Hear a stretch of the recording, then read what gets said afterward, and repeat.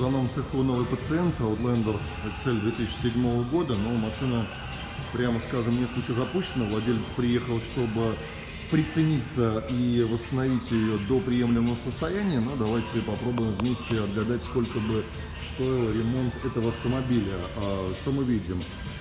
В хлам правый передний угол, крыло, капот, фара, ну и, соответственно, бампер. И даже там еще бачок.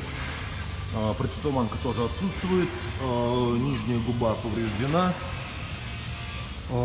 крышки, очевидно, утеряны.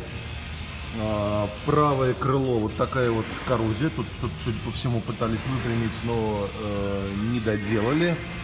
Так, ну машина, в принципе, грязная, но основные повреждения, они спереди, те, которые мы зафиксировали. Ну, здесь оторван брызговик, но это, я думаю, что это не криминально, достаточно его переустановить.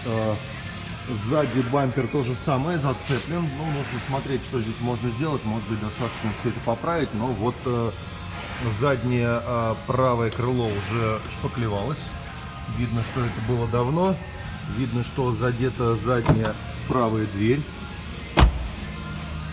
Ну и вот те повреждения, которые спереди. Как вы думаете, сколько будет стоить, ну вот по самым скромным подсчетам и, скажем так, в бюджетном варианте ремонт перечисленных этого автомобиля и перечисленных деталей? Давайте еще раз внимательно посмотрим.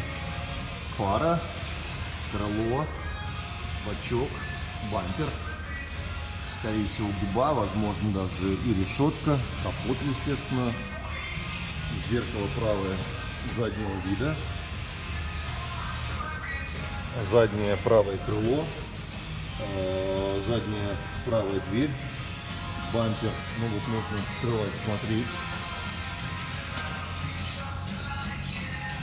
Задний левый, левый борт более-менее нормальный, еще левое переднее крыло.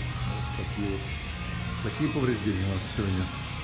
Еще раз, стоимость ремонта давайте попробуем определить вместе с запчастями и с установкой с покраской.